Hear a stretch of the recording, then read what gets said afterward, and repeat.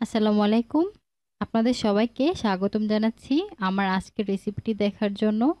আজকের আয়োজনে নিয়ে এসেছি খুবই স্পেশাল মোরগ পোলাও রেসিপি। আশা করি আপনাদের কাছে ভালো লাগবে। তাহলে দেরি না করে যাওয়া যাক মূল রেসিপিতে। মোরগ পোলাও রান্না করার জন্য প্রথমে একটা বাটিতে নিয়ে নিচ্ছি হাফ কাপ পরিমাণ টক দই, 1.5 চা চামচ পরিমাণ মরিচের গুঁড়া আর পরিমাণ মতো লবণ।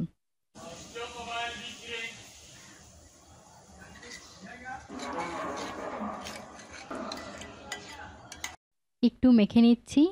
এখন এর মধ্যে 4 টুকরা মুরগির লেগ পিস দিয়ে দিচ্ছি। মশলার সাথে ভালো করে মেখে নিয়ে 15 মিনিটের জন্য একটা সাইডে রেখে দিচ্ছি।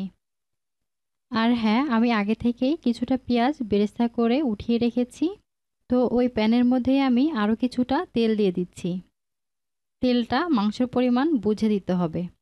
দিচ্ছি 1 টেবিল চামচ ঘি আর গোটা গরম মশলা।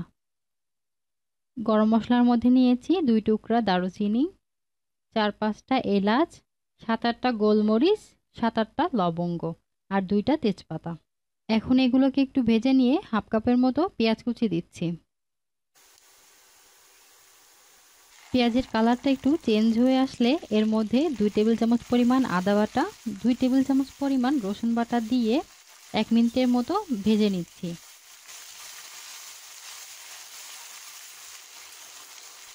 এখন এর মধ্যে সামান্য পরিমাণ পানি দিয়ে জিরার গুঁড়া দিয়ে দিলাম 1 চা চামচ পরিমাণ। একটু মিশিয়ে নিচ্ছি। এখন এর মধ্যে বাদাম বাটা দিয়ে দিব 1.5 টেবিল চামচ পরিমাণ।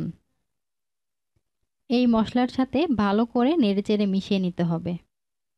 এখন দিচ্ছি জয়ফল জয়ত্রীর গুঁড়া।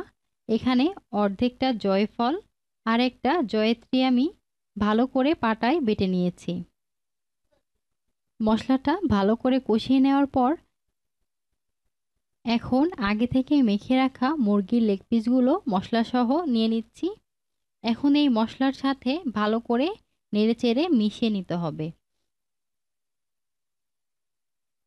এখন ঢাকনা দিয়ে ঢেকে দিচ্ছি। এখন কিন্তু চুলার আঁচ কমিয়ে দিতে হবে, না হয়তো নিচে পুড়ে যেতে পারে। প্রায় 7-8 মিনিট পর ঢাকনা উঠিয়ে নিচ্ছি। এর মাঝে একবার ঢাকনাটা উঠিয়ে আমি মাংসটাকে নেড়েচেড়ে দিয়েছিলাম। আবারও নেড়েচেড়ে মশলার সাথে মাংসটাকে ভালোভাবে কষিয়ে নিতে হবে। প্রায় 10 থেকে 15 মিনিট রান্না করে নেওয়ার পর এখন এর মধ্যে হাফ কাপ পরিমাণ পানি দিয়ে দিচ্ছি। আমার মাংসটা কিন্তু প্রায় সিদ্ধ হয়ে গেছে। এখন দিচ্ছি 2 টেবিল চামচ পরিমাণ কিচমিচ, 8-10টার মতো কাঁচামরিচ, 1 চা চামচ পরিমাণ গুঁড়া দুধ, 1 চা চামচ পরিমাণ চিনি। এখন সবকিছু ভালো করে নেড়েচেড়ে মিশিয়ে নিয়ে ঢাকনা দিয়ে ঢেকে পুরোপুরি পানি টেনে যাওয়া পর্যন্ত রান্না করে নিতে হবে।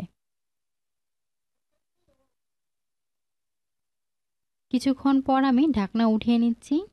দেখেন আমার মাংসটা পুরোপুরি রান্না হয়ে গেছে, তেলটাও উপরে ভেসে উঠেছে। এ পর্যায়ে আমি সিদ্ধ করে রাখা 3টা ডিম দিয়ে মশলার সাথে ভালো করে মিশিয়ে নিয়ে একটা সাইডে রেখে দিচ্ছি। এখন পোলাও রান্না করে নিব। তার জন্য একটা বড় হাঁড়িতে হাফ কাপ পরিমাণ তেল দিয়ে দিচ্ছি আর দিচ্ছি গোটা গরম মশলা, 3 টেবিল চামচ পরিমাণ পেঁয়াজ কুচি। কিছু সময় ভেজে নিব। 2-1 মিনিট ভেজে নেওয়ার পর দিচ্ছি 2 কাপ পরিমাণ কালো জিরা পোলাওর চাউল। চাউলটা আমি আগে থেকে ধুয়ে পানি ঝরিয়ে রেখেছিলাম। সাথে 4-5টা কাঁচামরিচ দিয়ে দিয়েছি। এখন চাউলটাকে একটু সময় নিয়ে ভেজে নিতে হবে। 3-4 মিনিট ভেজে নেওয়ার পর পানি অ্যাড করে দিচ্ছি 3 কাপ। পোলাওয়ের জন্য পরিমাণ মতো লবণ দিয়ে দিচ্ছি আর দিচ্ছি 1 কাপ পরিমাণ দুধ। অর্থাৎ 2 কাপ চাউলের জন্য আমি 3 কাপ পরিমাণ পানি আর 1 কাপ পরিমাণ দুধ দিয়ে দিয়েছি। এখন চুলার আঁচটা বাড়িয়ে দিয়ে চাউল আর পানির সমান সমান হওয়া পর্যন্ত রান্না করে নেব। দেখেন চাউল আর পানির পরিমাণটা কিন্তু সমান সমান হয়ে গেছে। এখন এ পর্যায়ে আমি ঢাকনা দিয়ে ঢেকে পানিটা পুরোপুরি শুকিয়ে আসা পর্যন্ত অপেক্ষা করব। আর হ্যাঁ, এ পর্যায়ে চুলার আঁচটা কমিয়ে দিতে হবে। তো আমার পোলাওয়ের পানি কিন্তু পুরোপুরি টেনে গেছে। আর দেখতেই পাচ্ছেন পোলাওটা কতটা সুন্দর আর ঝরঝরা হয়েছে। এ পর্যায়ে কিছুটা পোলাও উঠিয়ে নিচ্ছি। এখন এর উপরে দিয়ে দিচ্ছি আগে থেকে রান্না করে রাখা মুরগির মাংস, সবটুকু মশলা সহ দিয়ে দিচ্ছি। পোলাওগুলোও দিয়ে দিলাম। সবশেষে দিয়ে দিচ্ছি পেঁয়াজ বেরেস্তা, 1 চা চামচ পরিমাণ ঘি, হাফ চা চামচ পরিমাণ কেওড়া জল, হাফ চা চামচ পরিমাণ গোলাপ জল। চেষ্টা করবেন কেওড়া জল আর গোলাপ জলটা অবশ্যই দিতে। এখন লো আঁচে ঢাকনা দিয়ে ঢেকে 10 মিনিটের জন্য দমে রেখে দিচ্ছি। 10 মিনিট পর মোরগ পোলাওটা কিন্তু রান্না হয়ে গেছে। এখন একটা প্লেটে তুলে নিচ্ছি। একটু খেয়াল করে দেখুন মোরগ পোলাওটা কতটা ঝরঝরা হয়েছে। চাউলগুলো কিন্তু খুব ভালোভাবে সেদ্ধও হয়ে গেছে।